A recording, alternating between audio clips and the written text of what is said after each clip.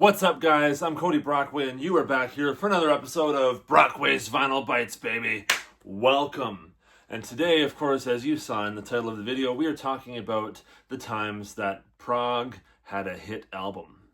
That's right. All of these albums are hits, and they are well beloved by so many Prog fans alike. That's right. If you love progressive rock or progressive metal, you probably own most of these albums.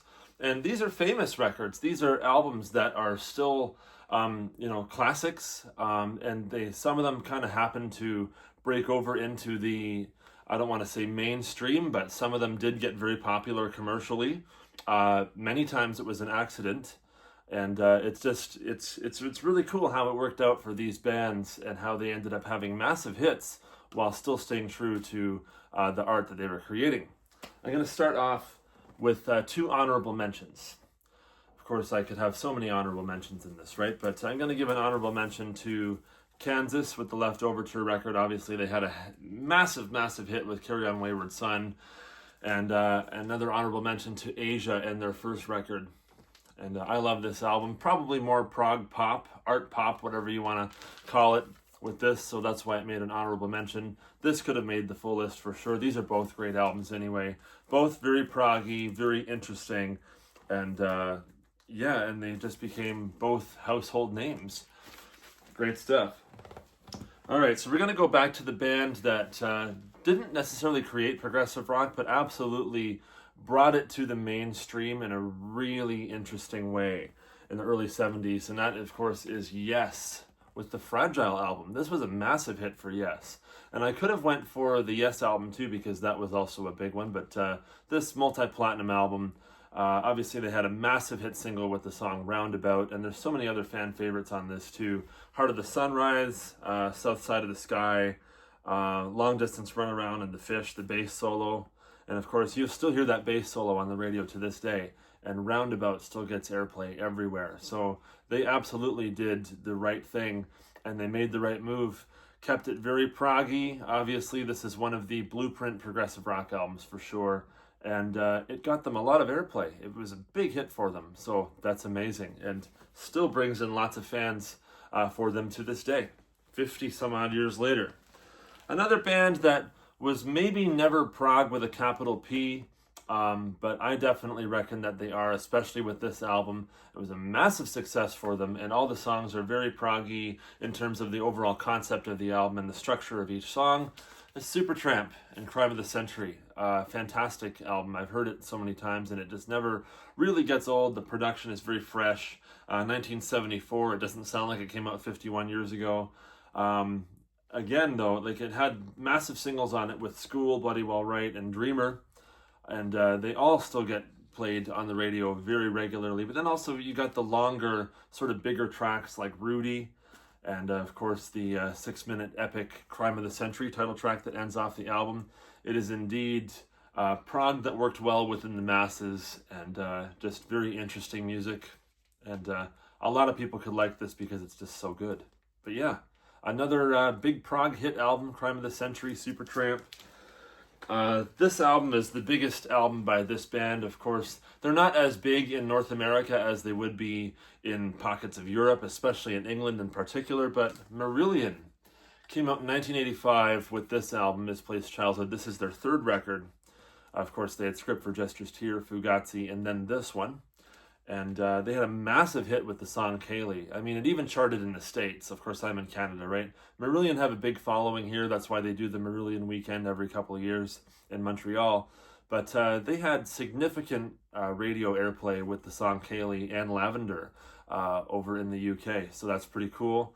That's Marillion in the 80s bringing prog to the masses for sure. Absolutely, 1985. And it's a great album, too, especially when you get to side 2 and you get all this sort of stuff like Bittersweet, Lords of the Backstage. Bittersweet's on side 1. I mean, Blind Curve on the second side. Childhood's End, White Feather. It's really just a fantastic album. I listen to this all the time. Marillion, Misplaced Childhood. Very good. And a band that is absolutely super massive in Canada, with good reason. It is Rush and Moving Pictures. Now, in Canada, you'll hear side 1 of this on Q107 on any given day. any song off side one, no problem, even the instrumental. And, this is how they sort of accidentally had radio hits. Of course, there was no singles. They didn't put out singles. It's just this album was so good that DJs would pick up on their stuff and just play it because it was all brilliant. And despite the fact that all 4 songs on side one are massive radio hits, especially on FM, none of them were designed to be singles in any way. And they still garnered so much airplay, and the composition of every song on this record is absolutely outstanding. The time changes in Tom Sawyer and Red Barchetta, and obviously the instrumental YYZ, Limelight. Then you get side 2, which you don't hear on the radio as much, but still you get the Camera Eye, Witch Hunt, and Vital Signs. That's right, this is 4, 5, 6, 7 songs that makes one of the greatest albums of all time. This is a really, truly enjoyable listen, and I just love this record so much. Sometimes it's my favorite Rush album. The production on it is absolutely astounding. And this would have single-handedly opened up Rush to a whole new generation of fans at the time when it came out, and it still serves as a sort of starting point and a blueprint for bands to this day. Very great record. Another big hit in the progosphere, Rush, Moving Pictures. What's interesting is how with a lot, or pretty much all of these albums, the band would write a song and they would have an accidental hit with it, and it would take them to a whole other level of fame and a whole other stratosphere. Because let's be real, it wasn't like Frank Zappa was reaching out to have a big hit. He just kind of worked out having a charting hit with Don't Eat the Yellow Snow. I think it went to like 86 or something on the US Billboard, but it absolutely did. It got him a gold album within a week of this releasing. Pretty cool. And it obviously that would have opened up a whole new league of people into knowing who Frank Zappa was. And of course, people went out and bought the album and were probably pretty surprised when they'd get into obviously the rest of the suite, that is Don't Eat the Yellow Snow. You flip it over to side 2, you get Eccentrical Fours, you get the title track Apostrophe, which is just a really cool instrumental with Jack Bruce on bass. Uncle Remus and Stinkfoot, just totally awesome. But I bet in 1974 that the general public had never heard anything like Don't Eat the Yellow Snow. And I don't think they ever did again, because Frank was always so ahead of his time, and this record was a massive hit for him, albeit pretty much accidentally, but it worked out, and I'm sure he didn't mind getting the cash from this. But no, it just art over money, and that's how Frank always was, and it paid off. Now, this is one of the greatest progressive rock art pop albums of all time. This came out in 1986. I don't think anyone watching this would disagree with the inclusion of this album on this list, because he is the prog lord, of course. It's Peter Gabriel, and that time he had a massive hit album with So in 1986. There's a lot of tracks on this, like We Do What We're Told, Mercy Street, obviously with the Kate Bush inclusion on Don't Give Up. Really proggy and interesting tracks. Of course, he would bring in a lot of world music influences on the record before this, and this record in particular. Of course, the albums he had before this was Car, Scratch, Melt, and Security, and then this. And so this is really him dipping into this sort of experimental world music side, but blending it with the pop side, and he did it very, very well. And it worked obviously very well in his favor, because I think this went 5 times platinum in the States. Obviously, you had tunes like Sledgehammer and Red Rain, Big Time, In Your Eyes, that those songs all ended up in movies and such over the years, and it was just a massive hit for him still to this day. And he's still the same wonderful artistic genius that he always set out to be. And this album is a masterpiece. Absolutely. Oh, yes. This is an album that I think everybody and their brother owns. So I don't need to say too much about this, but it is a prog masterpiece, psychedelic, whatever you want to call it. It's just an absolute genius album. It's one of the highest selling albums of all time. This band had put out 5 or 6 records before this. And of course, this one really broke them kind of everywhere in the world. And but they still kept true to their own sound with this. And you'd think after putting out a record that sold 40 million copies, that they would just make a light pop album or something after that. But this band did not do that. They just stuck to their guns and stayed on the trajectory that they started off with. And that is Pink Floyd, Dark Side of the Moon. Yeah, obviously a massive hit album. I think everyone watching this has heard this before 10 million times. But, just with the way that the songs are all interconnected and the whole grandiose feeling and vibe and concept of this album, it just had to be here. Of course, massive hit album, still gets radio play all the time. Certain stations will play the album in full whenever they feel like it. It's just one of those records. It's one of those endearing listens that no matter how many times you hear it, it doesn't get old. The production values still remain top of the pile. The songwriting is just of the highest quality. And it's not even my favorite Pink Floyd album, but it's a brilliant album and obviously a massive hit in the prog world, kind of putting prog into a level of fame and in the stratosphere that maybe it hadn't been before. So making a lot of people more receptive to more deep and interesting music like this. Very cool. Pink Floyd, Dark Side of the Moon. Another album here, which is a band that went through a lot of changes, and but they still kept their core three members at least. Unfortunately, they lost Peter Gabriel, and of course Steve Hackett, their guitarist, was gone by this point.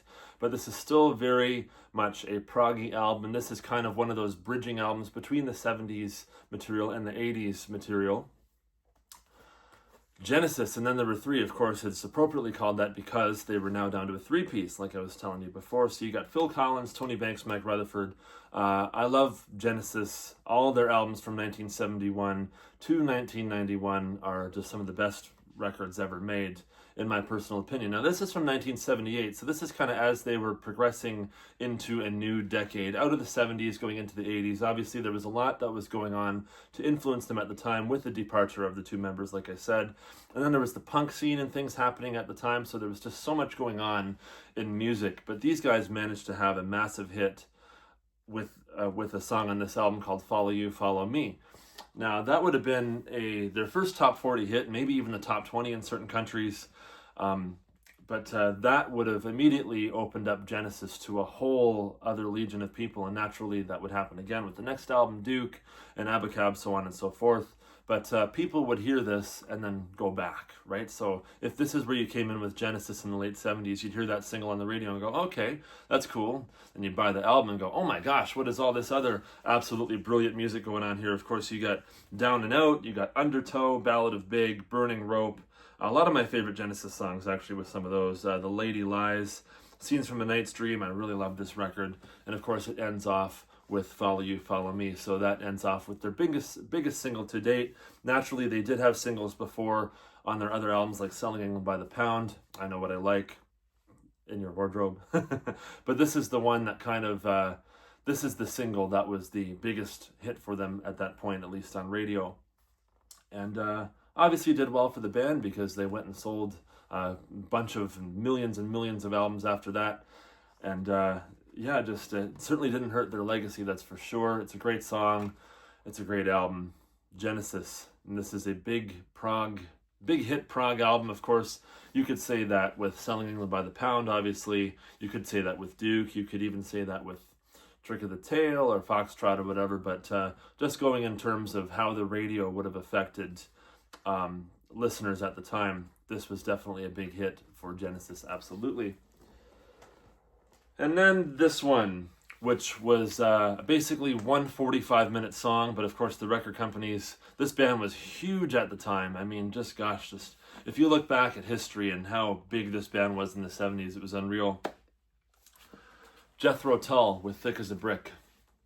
And of course, still you can tune into some stations on the radio to this day, and you can hear edits of Thick as a Brick, obviously, because like I said before, it's a 45-minute song split across two sides of vinyl. Pretty cool. And so they'd take the beginning part, typically, maybe the first 5 or 6 minutes, and then play that on whatever FM station at the time. And it certainly did well for the band. I believe this would be a platinum record. This would have sold millions, absolutely, at the time. And it's one of the most influential progressive rock albums to this date. Of course, this would be their first one with Barrymore Barlow on the drums, which you can't really go wrong with that. His playing with Jethro Tull was absolutely off the wall, and they managed to score a big hit with it, so that's amazing. I could have mentioned Aqualung as well. Obviously, that had a couple of big hits for them, like Locomotive Breath and the title track, but I had to go for this one because of just it's certainly very intense. and just the progginess of this overall, and the fact that it was a hit.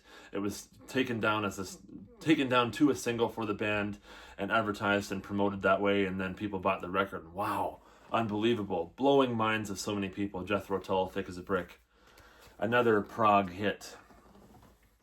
Now this is a band that you wouldn't think is prog with a capital P, at least some people don't. I'd say, yeah, they were, especially in the early days before the 80s. They would have songs like Radio Gaga and things like that many years on. But going back to 1975, this band was still in debt when they made this record due to a bad publishing deal. And but they were getting a lot of attention, and they wrote a 5-minute song, well, nearly 6 minutes, of course, if you saw the movie, a 6-minute song that totally changed their lives forever. You know what that song is? Yeah, you know what song that is. That is Bohemian Rhapsody from Queen and the Night at the Opera record. That song is literally like going around the world in a day. And so people would have heard that and went, wow, this is unreal. This classical music, it's rock, it's jazz, it's metal, it's all of this. And then you buy the album.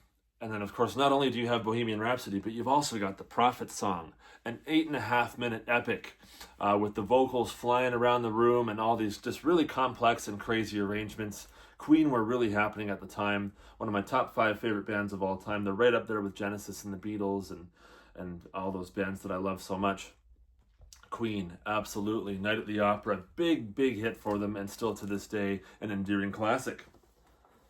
Now we're going to go over to the prog metal side of things for the last couple of records here. As many of you may know, I'm a huge fan of Tool. And this is their Lateralis record. This is not their first record. Obviously, they would have got put on the map with Undertow in '93 when that came out. They had the video for Sober. But as their career progressed on, they just got more proggier and proggier as time went on. And obviously, they stayed heavy, but went more the prog metal route. And so when they ended up at this in 2001, they were there, man. Just wow, absolutely fantastic. And Schism is still a big hit for the band. Just an enduring prog metal classic from 2001. Still gets lots of radio play, like I was saying, and it still serves as a gateway for a lot of people into the Tool catalog. And then, of course, you would have heard Schism or something on the radio. This certainly happened with my father. He heard Schism on the radio when it came out, went and bought the album, and had his mind blown by this wonderful masterpiece of a record.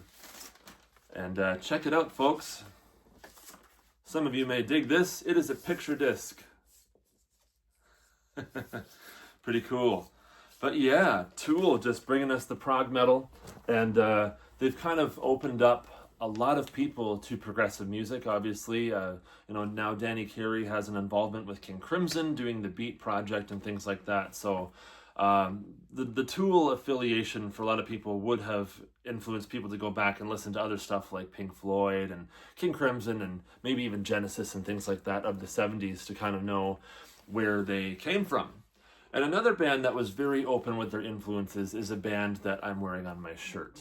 So people would have heard this band and they would have went back and listened to Rush. They would have went back and maybe listened to Gentle Giant or Yes, or any of these other bands, and that, of course, is Dream Theater, who had the accidental hit with a song called Pull Me Under from the Images and Words record. That's right, this is one of the most enduring metal classic albums of all time. Classic metal albums, I should say.